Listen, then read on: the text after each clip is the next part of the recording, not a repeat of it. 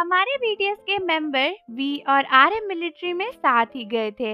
और जैसा कि आपको पता है, दोनों की एनलिस्टमेंट एक दूसरे के साथ सेम डे पर ही हुई थी।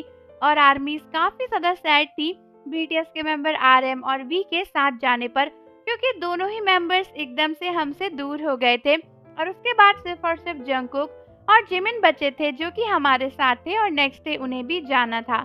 लेकिन दोस्तों, फाइनली टाइम आ चुका है कुछ ही महीनों बाद बीटीएस के मेंबर का मिलिट्री से डिस्चार्ज होने का।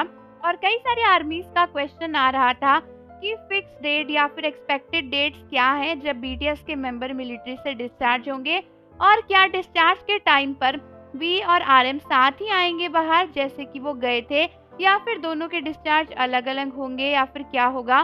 क्योंकि कई सारी आर्मीज को लग रहा था कि वी तो स्पेशल डिपार्टमेंट टीम का हिस्सा है, तो कहीं ऐसा तो नहीं कि उनकी डिस्चार्ज किसी अलग दिन होगी और आरएम की किसी अलग दिन होगी।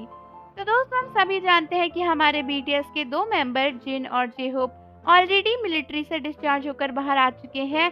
और न्यूज के मुताबिक पता चला है कि नेक्स्ट बीटीएस के दो मेंबर जो कि सबसे पहले मिलिट्री से डिस्चार्ज होने के लिए एक्सपेक्टेड है, वो है हमारे प्यारे से वी और हमारे बीटीएस के लीडर आरएम। और दोस्तों, पता ये भी चला है कि एक्सपेक्टेड तो फिलहाल यही है कि वी और आरएम दोनों ही मिलिट्री से साथ में बाहर निकलेंगे, क्योंकि दोनों की मिलिट्री एनलिस्टमेंट साथ में हुई थी और ट्रेनिंग भी साथ में ही शुरू हुई थी। इसलिए कई लोगों को लगता है कि दोनों साथ में ही डिस्चार्ज होने चाहिए। वहीं पर कुछ आर्मीज को लगता है कि शायद वी की मिलिट्री ट्रेनिंग इतनी जल्दी खत्म नहीं होगी और जून एंड तक खिंच सकती है, क्योंकि आपको ध्यान होगा कि आरएम तो सिर्फ 15 ही दिन की ट्रेनिंग करने के लिए गए थे, जो कि मिलिट्री के स्टार्ट में होती है। लेकिन वी को 30 दिन की ट्रेनिंग मिली थी, क्योंकि 15 दिन की ट्रेनिंग के बाद वी को एक एक्स्ट्रा 15 दिन की ट्रेनिंग दी गई थी स्पेशल डिपार्टमेंट टीम की वजह से। और वी का जो एनलिस्टमेंट प्रोसेस था वो 1 महीने बाद हुआ था, जबकि आरएम का 15 दिन बाद ही हो गया था।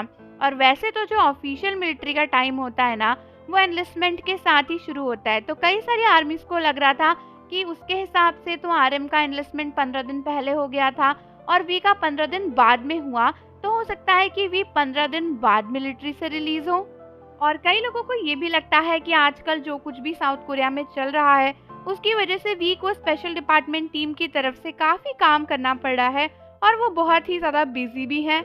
तो ये भी एक रीजन हो सकता है कि वो आरएम के साथ मिलिट्री से डिस्चार्ज ना हो पाए, या फिर उनकी मिलिट्री डिस्चार्ज थोड़ी आगे पीछे हो। हालांकि अब ये सब न्यूज तो हमें तभी कंफर्म होगी जब फाइनली हमें साउथ कोरियन न्यूज की अनाउंसमेंट मिलेगी, या फिर बिग हिट की अनाउंसमेंट मिलेगी। वो जो लेटर आता है ना, जहाँ पर बिग हिट लिख कर देते हैं कि किस दिन बीटीएस के मेंबर्स डिस्चार्ज होंगे, या फिर उनकी मिलिट्री की ड्यूटी पूरी हो गई या नहीं हो गई, उसी लेटर या नोटिफिकेशन के थ्रू ही हमें सब कुछ कंफर्म पता चलेगा।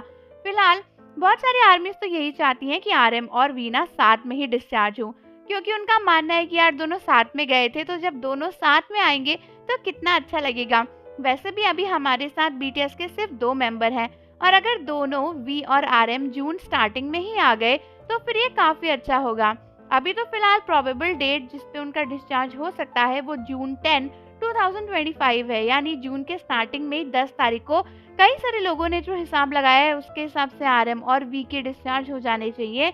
हालांकि अब देखना ये है कि भाई इंटरनल उनका क्या चल रहा है और क्या नहीं चल रहा है, और फिर मिलिट्री के रूल्स और कैलकुलेशंस के हिसाब से कब ऑफिशियल डेट निकलती है। बट हाँ, ये तो है कि ज्यादा आगे पीछे नहीं होगा। अगर कुछ होगा भी तो वही 10-15 दिन आगे पीछे होगा, क्योंकि वैसे भी जुलाई तक तो बीटीएस के सभी मेंबर्स वापस आ जाएंगे। इस बात की तो हर जगह पर न्यूज वायरल हो ही रही है। तो आर्मीज, आप मुझे बताओ कि आपका इस न्यूज के ऊपर क्या कहना है। क्या आप चाहते हो कि आरएम और वी साथ में मिलिट्री से डिस्चार्ज हो? अगर चाहते हो तो कमेंट्स में कम से कम 5 पर्पल हार्ट्स तो जरूर लिखना, और जाने से पहले चैनल को जरूर सब्सक्राइब कर लो, बेल आइकन प्रेस कर दो। मिलता है आपसे अगली वीडियो के साथ।